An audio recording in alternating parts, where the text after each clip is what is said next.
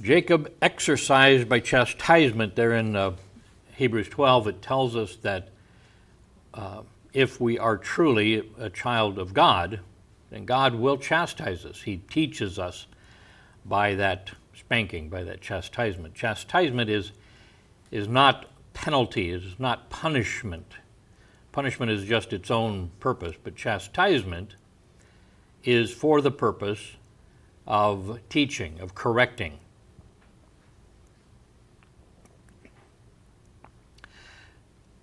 God, in love, chastises those that he calls his own.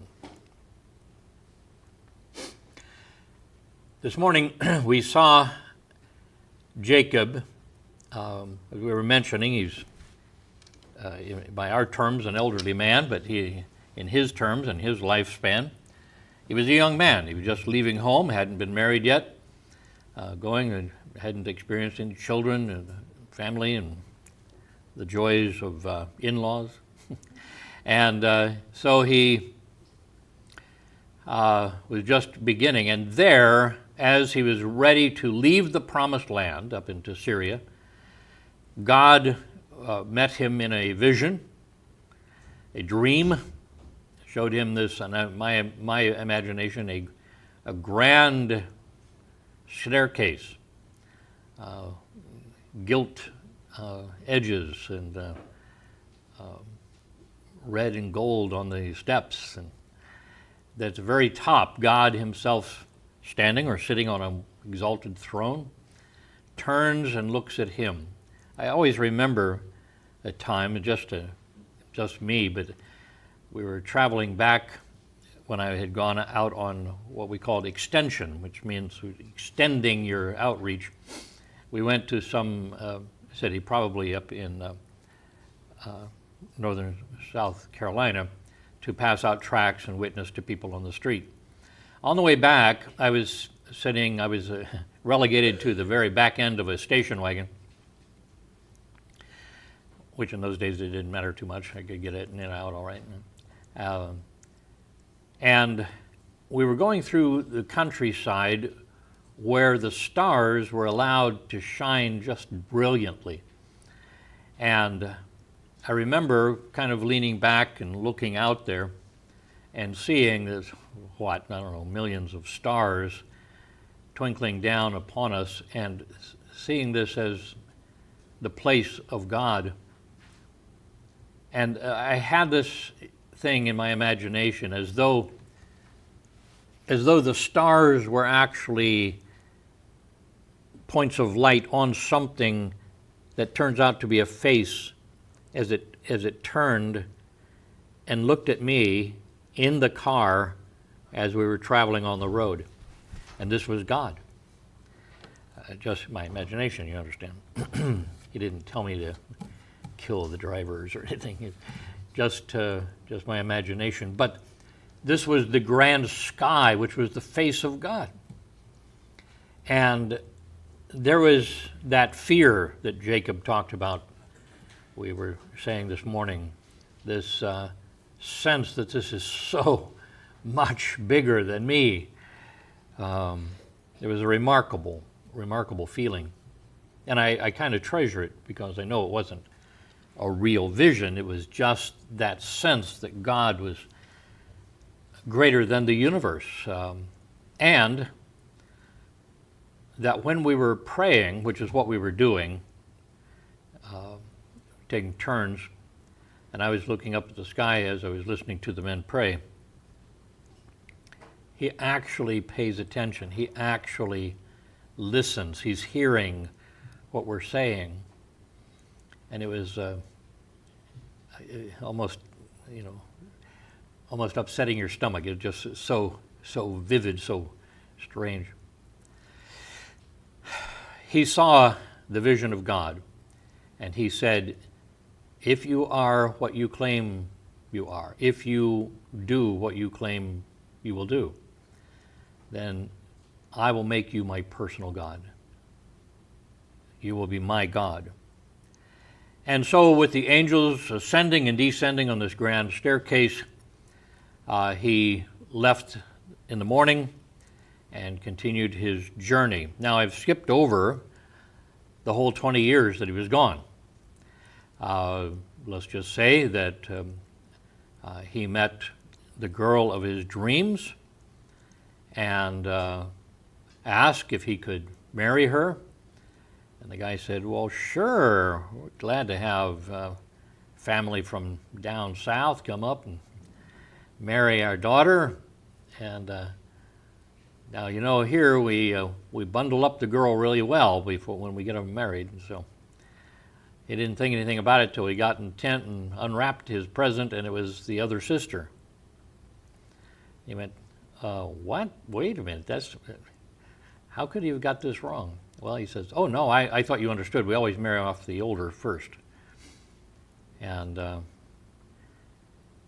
you imagine that? Somebody actually deceived Jacob, pretended to be somebody else. God has that, dare I say, wicked sense of humor. You know, He will bring these things back to you. Well, he had arrived a fairly poor man.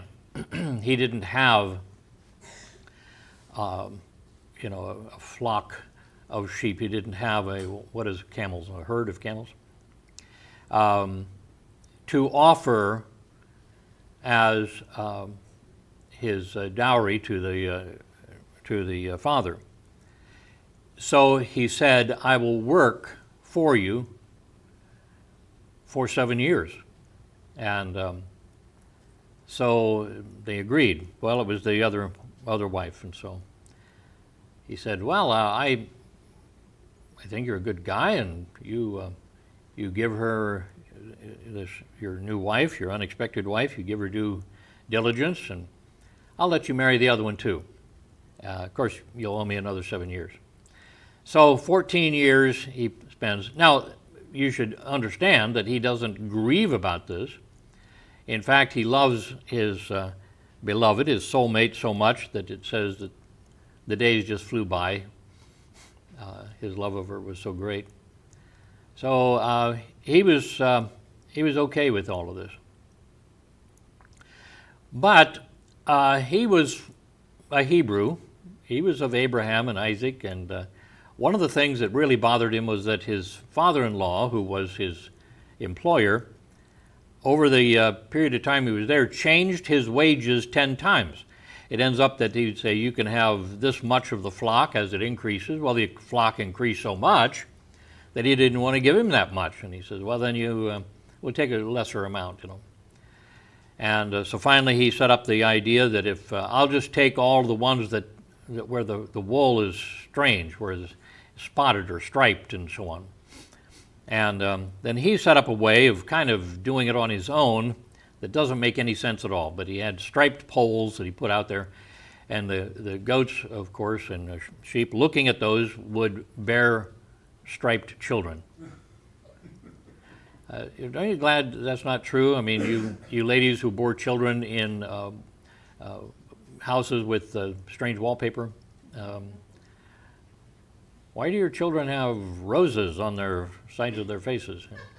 Just what we were looking at. Well, anyway, that doesn't make any sense. I don't think genetically that makes any sense at all. But he was convinced that was what was happening. What really was happening is God said, I am invested in blessing you greatly. Then the time came when he was actually had accumulated in flocks and helpers. He had accumulated enough that his father-in-law didn't have as much, or was nearly about the same. And he was noticing that the sons of Laban started talking. You know, I don't know what it was exactly, but they were upset with him. We're going to have to do something to get this back for our father. He's stealing from our father. Somehow, we can't prove it, but we don't know how he's doing it. And so he talks to his wives, and he says, we need to leave. And they said, let's go.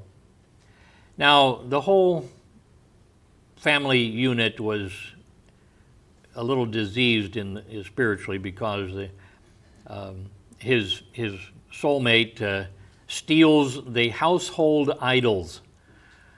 These are the people supposed to be from the Hebrew line, and they're supposed to know the true and living God, and they did by mouth, but they had these household idols. And I don't know, somebody has said, well, you get to, if you own the household idols, then on the death of the father, you inherit things. This was the mark of that. And I don't know.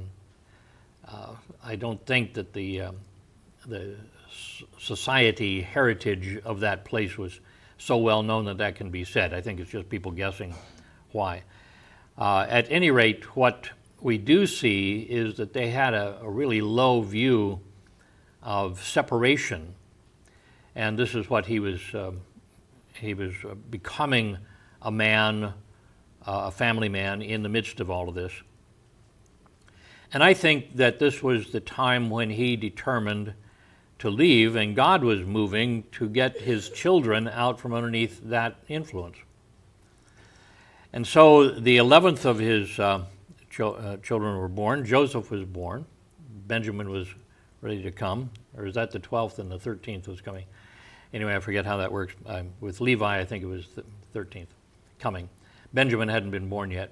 But evidently was they were ready for however many children. Well,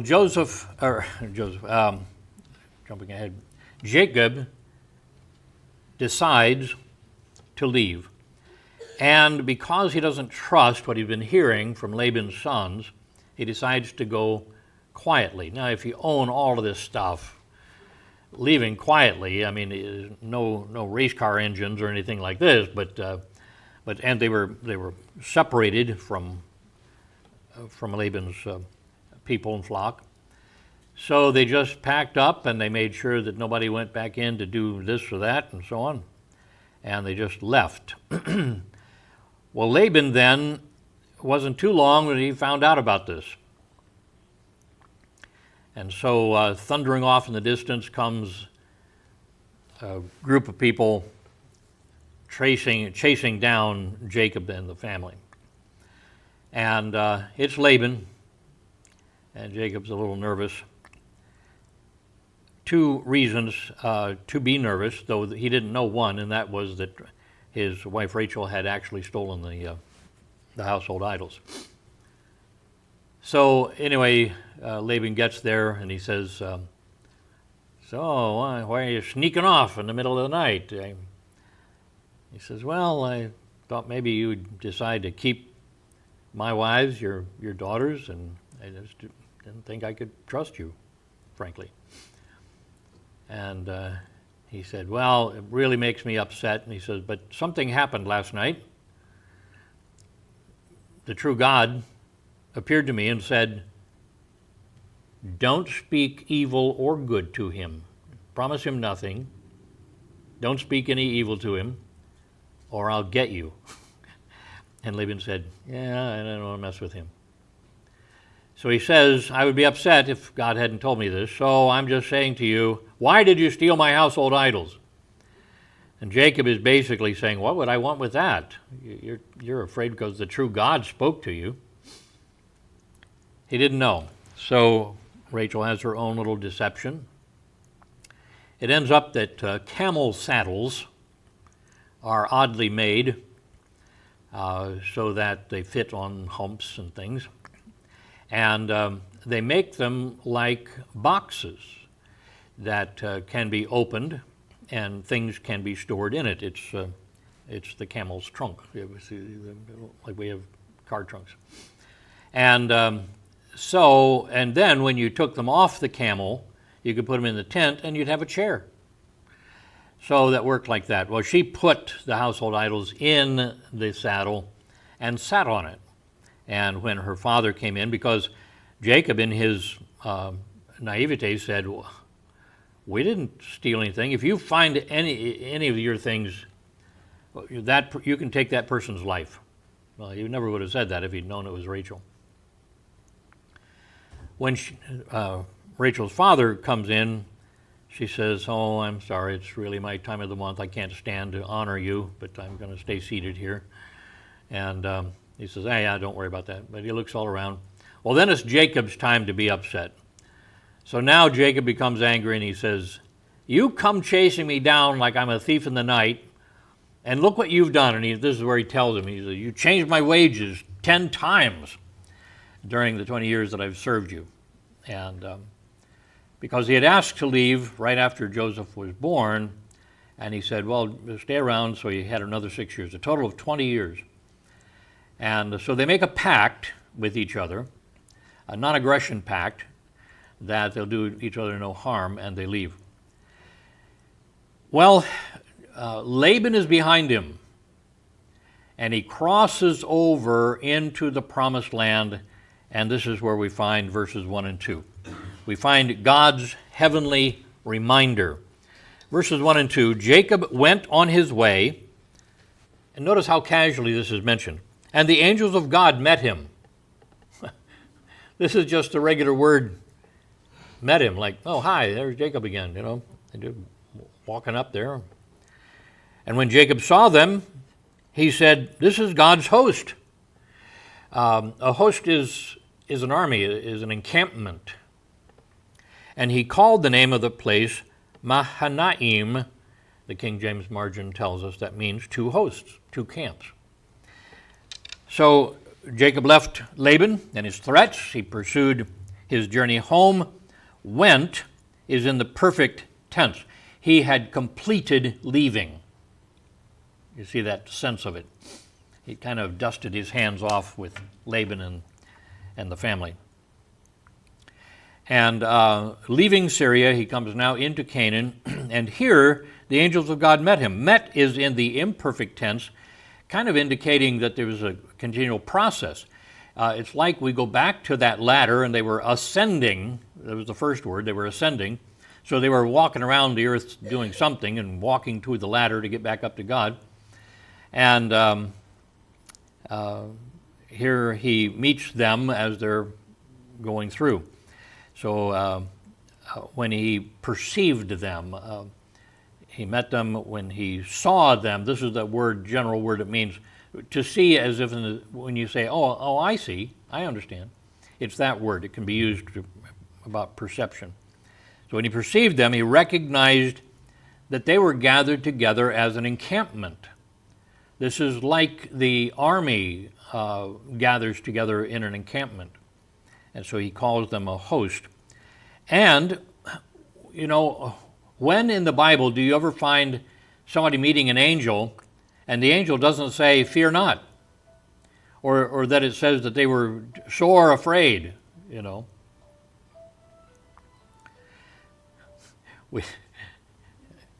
Catherine loves to play the xylophone when sitting in church. So.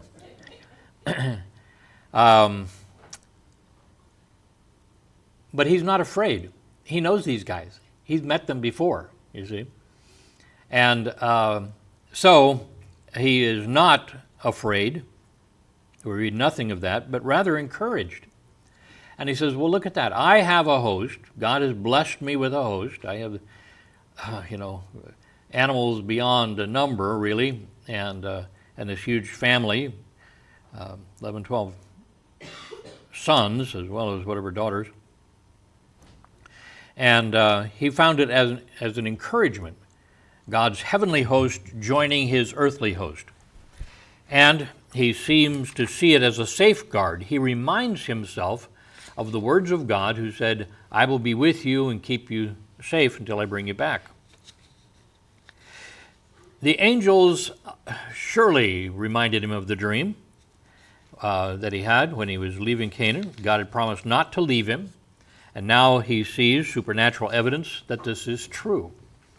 God has shown himself not only by the great blessing of building up his wealth in that time, but of protection. So the angelic host was an encouragement, since he now didn't have to worry about Laban, but he was going to have to meet Esau. So he turns his attention to this, encouraged, I think, by the fact that the angels are there. God is showing that he's ready to help. We find Jacob's hope and fear. Hope, fear. Look at verses 3 through 8. Jacob sent messengers before him to Esau his brother. Messenger is the same word for angel here. The angels remind me, I need to send messengers. So he sent him to Esau his brother unto the land of Seir, the country or the field of Edom. Now, last we heard Esau was living in Beersheba with the family. In these 20 years, he's gone away, and Jacob knew this. So he commanded them, the messengers, saying, Thus shall ye speak. He's giving them precise words. Unto my lord Esau, my master Esau. Thy servant Jacob saith thus. So you see how he's couching. He's not saying, hey, I'm pretty powerful now, you better watch out. You better leave me alone. None of that. He's saying, you're the boss, and I'm your servant. He says, I have sojourned with Laban and stayed there until now. I have oxen and asses, flocks, men servants, women servants, and I have sent to tell my Lord, not to brag about it, but to tell my Lord that I may find grace in thy sight. So he tells him about God's blessing. And the messengers returned to Jacob, I don't know how much later, a couple of days maybe, and saying, we came to thy brother Esau, but he's not in Edom anymore. This is why we're back so soon. We came to thy brother Esau, and also he cometh to meet thee, and 400 men with him. Oh, great. Not only did Jacob know where Esau was supposed to be, Esau was keeping tabs on this as well. Then Jacob was greatly afraid and distressed. He divided the people that was with him, and the flocks and the herds and the camels, into 2 bands, and said, if Esau come to the one company and smite it, then the other company which is left shall escape. He has no illusion that with his prowess as a hunter, cunning hunter, with his power with 400 men, and maybe he had heard the point of having this standing army, as it were, is because he was showing his dominance. Esau was showing his dominance in Edom. He was conquering them and taking over. This was going to be his land. In fact, Edom is named for him. So he says if he comes and attacks, he's going to smite badly, but we're going to divide his focus and divide it up. So I'm guessing that Laban, being a businessman and all this, he was maintained connections with Canaan.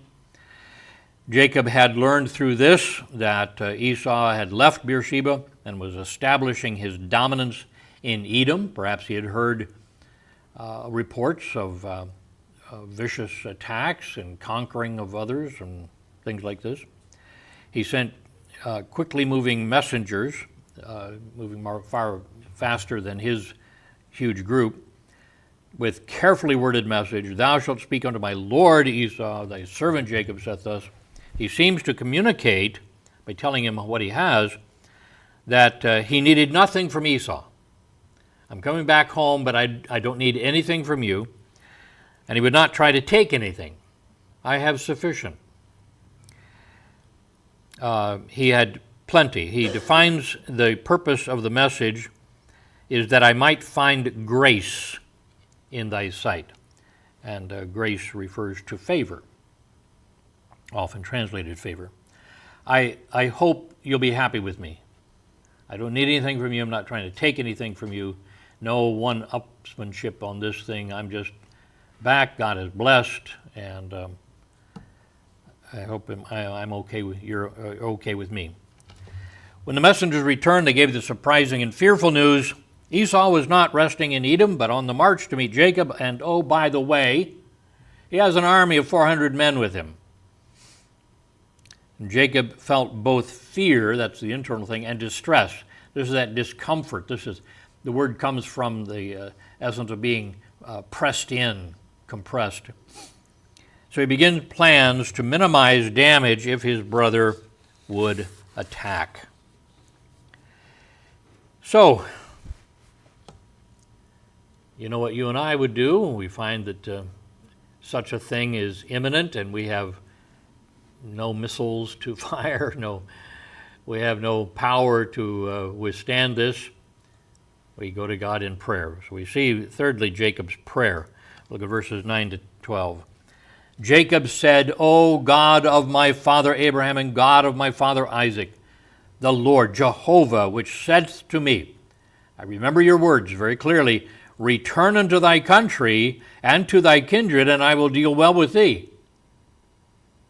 Now, you could almost imagine with those words, he's going to start making some sort of a deal bargain with God, saying, now look, you got to keep your word here and this type of thing. But notice, he just humbly bows. He says, I am not worthy of the least. And actually he says, I am less than all of the mercies and of all the truth which thou hast showed unto thy servant. You have given me truth and blessing, and of all those things, I'm the least part of it. I'm not worthy of anything. He basically is saying, I'm not here to demand anything from you, God.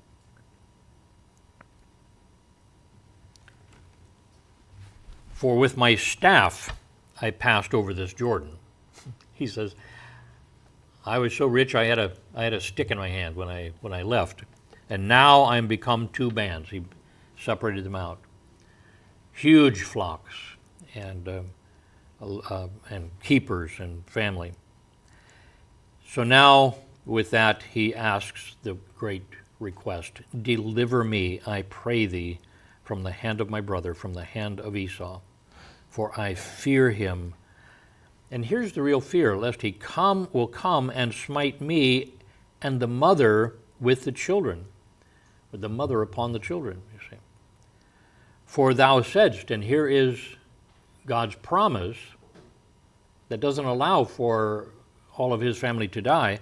Thou saidst, I will surely do thee good, and make thy seed as the sand of the sea, which cannot be numbered for the multitude. So he's saying, I'm going to trust your word, and I need delivered. My family needs delivered here. So he turned to God. He addresses him in the covenant relationship with his family. He recalls his words when he left the country, return unto the country, to thy kindred, and I will deal well with thee. The prayer does not demand anything from God, but humbly pleads for deliverance from danger, and he recounts God's blessing to him and accounts himself unworthy of them all. He is reminding himself of the man that he was when he came. When you and I come face to face with the consequences of our actions, no matter how justified those actions were at the time in our thinking, there are consequences for these things. And when we face them, we are humbled. We say things like, I should have known. I should have paid attention to what God told me, what my parents told me. I should have. So we're humbled. We realize that much of life is out of our control. Jacob is, sort of on top of the world. He's got everything he wanted. He's a powerful person himself. And now a brother with an army can come and wipe it out. He's not controlling his life. We turn to God, who is always in control. And Jacob requests safety for his wives and children based on God's promise, I will surely do thee good and make thy seed as the sand of the sea. Well, we find this prayer done, and he seems to be satisfied that he said everything that he needs to say. We find the next point is that Jacob's reconciliation He's not one of those who would then pray and then just go about his business, He thinks, if God is going to bless me, then I ought to be doing something for him to bless.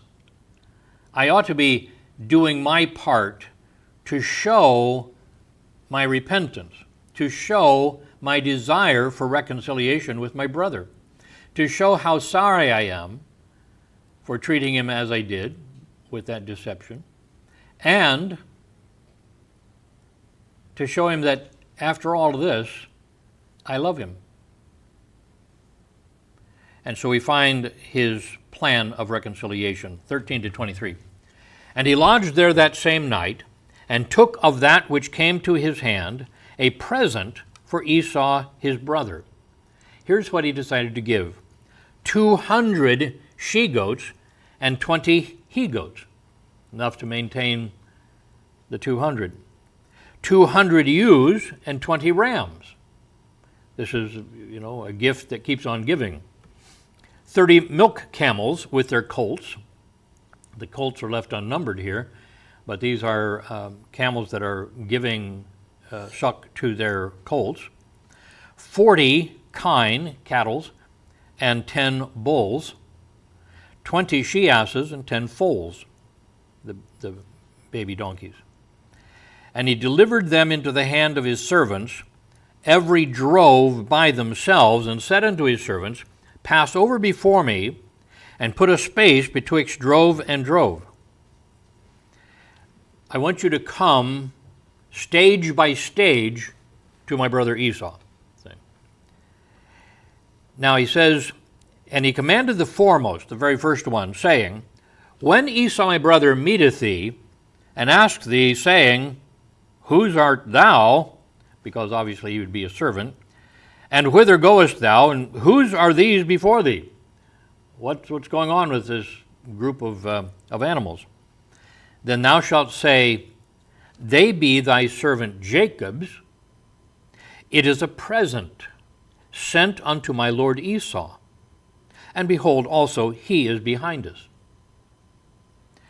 And so commanded he the second and the third, and all that followed the drove, saying, On this manner shall ye speak unto Esau, when ye shall find him. I find that to be a pretty interesting concept. And say ye, moreover, Behold, my servant Jacob is behind us. Each time he's looking then for the next approach, and that's going to be Jacob. But instead, it's another gift. For he said, I will appease him with the present that goeth before me. And afterward I will see his face. Peradventure, he will accept of me. He will accept my face. So went the present over before him, and himself lodged that night in the company. And he rose up that night, and took his 2 wives, and his 2 women servants, and his 11 sons, there's the number, and passed over the ford Jabbok. And he took them and sent them, caused them to pass over the brook, and sent over what he had. So having divided them up, he sends them in 2 companies to move on ahead. The wives and children moving no faster than the flocks. A pretty good idea here. Once he turned things over to God, I'm impressed that he didn't hesitate to do the best he could. Do the best you can, but leave the rest to God. He left the rest to God first, and then he did the best he could. He decided to control his meeting with Esau with gifts representing his respect and his love. So he pulled from his flocks more than 550 animals. That's a lot, isn't it? And he ordered them in several ranks. Each drove of animals was spaced so that Esau would receive them one at a time. Each drove would announce itself as a gift to Esau from Jacob, who was coming behind, and he had enough animals to make, and he doesn't say how many, but he could have 10 droves of over 50 animals apiece. So if you saw a whole herd of 50 nice animals coming, you say, well, that is a pretty nice gift. And then the next one. And then the next one. I mean, imagine that 10 times. Is there any end to what he's doing here? The repetition would be impressive in itself. It would emphasize the enormity of the gift and, therefore, the respect and love that he was offering. Last of all, he gathered his family and sent them before him. He stayed at the brook Jabbok for the night. And that brings us to God dealing with him in chastisement on a very personal level. And again, as we saw this morning, God dealt with him personally, and he said, "Then you will be my God." Now we find God dealing with him personally. Let's read verses 24 to 32. And Jacob was left alone, and there wrestled a man with him until the breaking of the day, the ascending of the morning. It was a wrestling match. This is just left completely unexplained. What in the world is going on? And when he saw that he, this is the wrestler, prevailed not against him, against Jacob, he touched the hollow of his thigh, and the hollow of Jacob's thigh was out of joint as he wrestled with him. When my right knee went out of joint, I had to stop wrestling because I couldn't move it back and forth or it popped back out of joint. It was very, very painful. He kept on wrestling. And he said to Jacob, "Let me go, for the day breaketh." And he said, "I will not let thee go, except thou bless me." This means that through the night and this wrestling match, he knew who he was wrestling. And he said unto him, "What is thy name?" He said, "Jacob." Were you just wrestling a random person here? It's me, Jacob. And he said, "The name shall be called no more Jacob, but Israel." And the King James tells us it means a prince of God. "For as a prince thou hast power with God and with men, and hast prevailed." And Jacob asked him and said, "Tell me, I pray thee, thy name." And he said, "Wherefore is it that thou dost ask after my name?"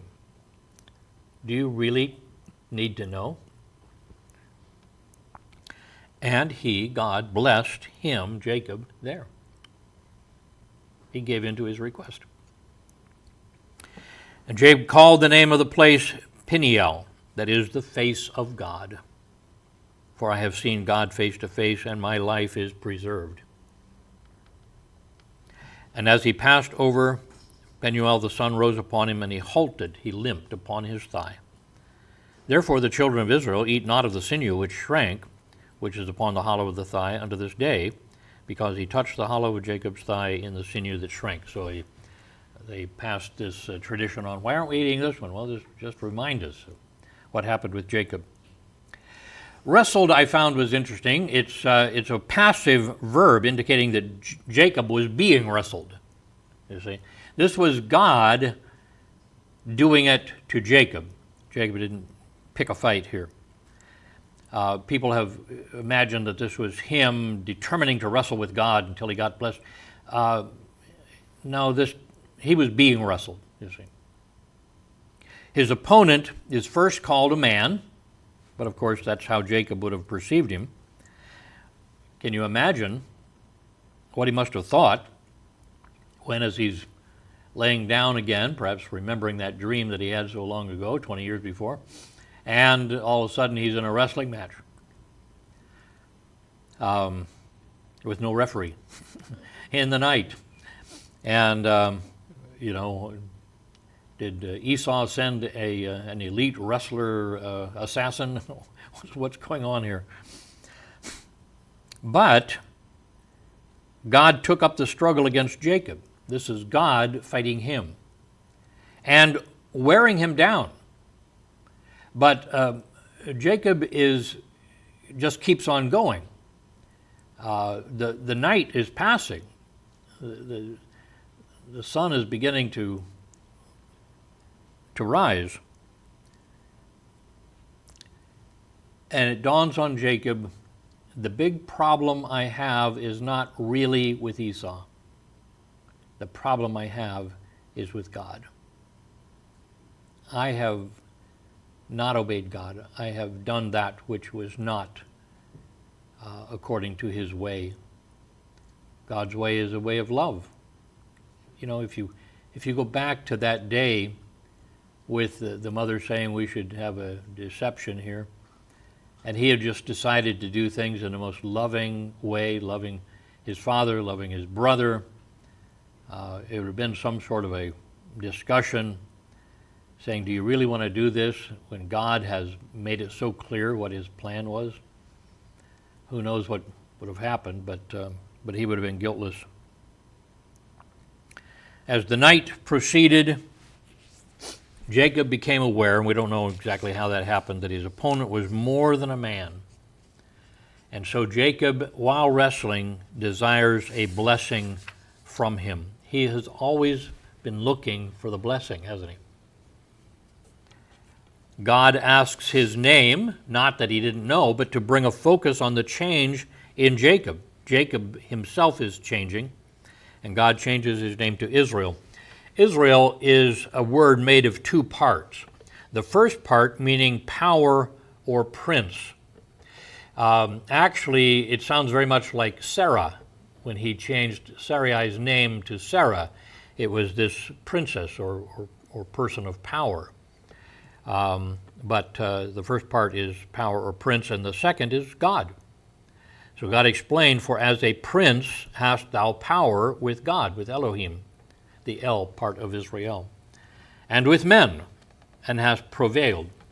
You have wrestled, as it were, with God and man, and have prevailed. We hear something of God's approval in this, even if he was not approving of how it was done. I mentioned this morning that I was surprised to recognize Christ had commented on the vision of the angels ascending and descending. But we have here another help in the book of Hosea. Hosea gives us an exposition on this name change. Now he's arguing that God has trouble with Judah. But notice chapter 12, verses 3 and 4. He took his brother by the heel in the womb. He was the heel grabber. That's what Jacob was, you see.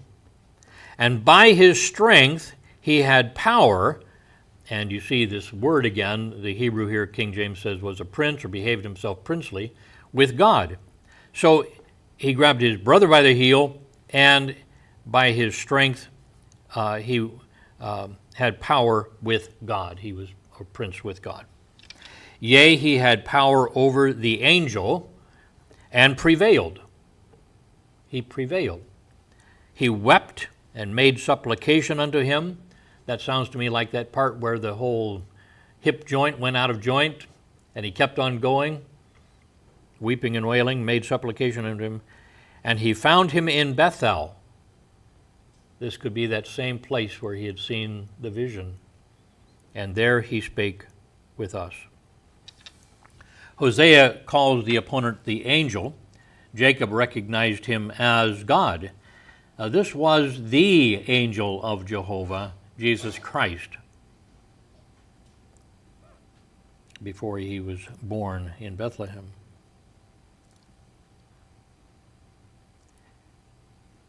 Jacob asked his name, but God asked him why he asked. Jacob already knew. So God blessed Jacob even as he touched his hip and dislocated the joint.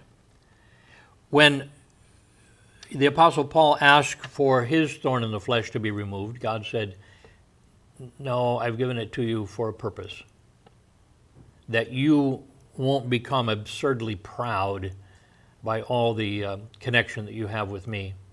I need you to be a humble man speaking to men of God. And the power that you have, I want it to be in the words you say and not in you. So I need you damaged a bit. I've seen paintings that were beautifully done, but enhanced by kind of a scarred wood frame. It set the whole mood for what the painting was about. We find this is what's going on with Jacob. He touched the hip and dislocated the joint. Kylan Dalish explains it this way: Jacob overcame God, not with the power of the flesh, however, as though he would have a chance of overpowering God, with which he had hitherto wrestled for God against man. He had used his fleshliness to wrestle for the blessing with Esau and so on. God convinced him of that by touching his hip. You're not going to win by fleshly power here, young man. So that it was put out of joint. But how did he win? But by the power of faith and prayer, reaching by firm hold of God even to the point of being blessed, by which he proved himself to be a true wrestler of God. To wrestle with God and win? You say, what do I have to be? Superman? You have to be super submissive. You have to be a believer. You have to have faith. Jacob called the name of the place Peniel, that is the face of God, for I have seen God face to face, and my life is preserved. I take from this the lesson of God's chastisement, that God brings your wrong actions before you, even though he has forgiven you, even though perhaps you have asked for forgiveness. I've mentioned before, but one time a youth pastor asked me, now, and I don't know what was going on in his life, but he said, now, once we've asked God for forgiveness of sin, it's taken care of, right? We're not going to have that brought up again at the last judgment or something, are we? I said, well, you misunderstand what that's all about. The judgment seat is about how you ran the whole race. I said, if you were running the hurdle race and you slammed into every hurdle and fell on your face and got cinders in your knees and ran over to the coach and said, I'm so sorry, and then you ran on and hit the next one. Oh, I'm so sorry. He says, you could end up going through the entire race fully forgiven, but really doing a horrible job in the race. Everybody else was jumping over it. So you're last one there. At the judgment seat, the question is, how well did you run? How well did you accomplish what God has set you to do? Well, I just kept running into my hurdles. But I asked for forgiveness. Yeah, but you certainly weren't effective, you see. You needed to learn from this, to be exercised by your chastisement, and jump a little higher. Accomplish what God has set for you to do. Jacob had been able to do his will and then run away to avoid the consequences. He can't do that now. During his time with Laban, God showed him the pain of deception and disrespect by switching wives on him. Now, God settles with him, and he must limp forever after. He could run from Esau, but he couldn't run from God. Neither can we. God prepared Jacob to face life in complete dependence on God. As God sees him as the real start of this nation that he would call by his name, the nation of Jacob, the nation of Israel, he says, you need to get something down straight. That is, you can't do your will and just ask for forgiveness. You have to do it my way. You have to lead your family in my way.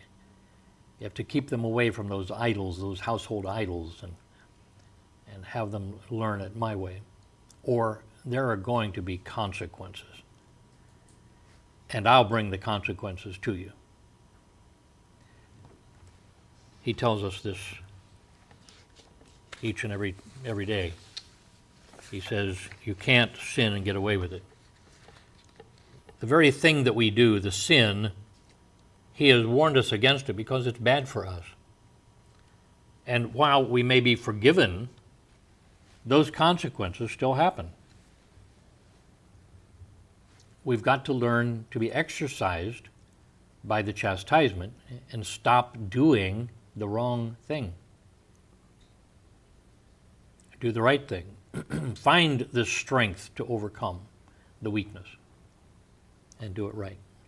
Let's pray. Father, you have shown us in the life of Jacob that blessed as he was with the hundreds and hundreds of animals that made a wealthy man in that day, in that age, you have shown us that it took that true wrestling with thee, of recognizing that his problem in all of these things was with you, not just with man. The problems that this caused with men was a side issue, but sin is against you and you alone. I ask, Father, that you might impress upon us that you are there to help, you are there to instruct,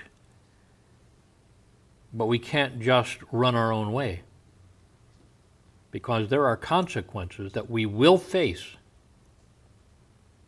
if we do. With heads bowed, eyes closed. Perhaps you'd say, Pastor, I think I've allowed a little bit of Jacob to get into me and think that I can pull a fast one and most people won't know, or most people can't do anything about it. But I'm reminded tonight that God can, and God knows, and God will not be happy. And so one day, perhaps when I least expected, I'm going to have to wrestle with God. And even though I may be blessed at the end, there'll be a crippling, there'll be a pain, there'll be something taken from me because there are consequences to sin. Therefore, I ask God now to teach me the lesson of wrestling. That is, to hold on for God's blessing and to desire it most of all in our life. Not to try to justify doing it my way,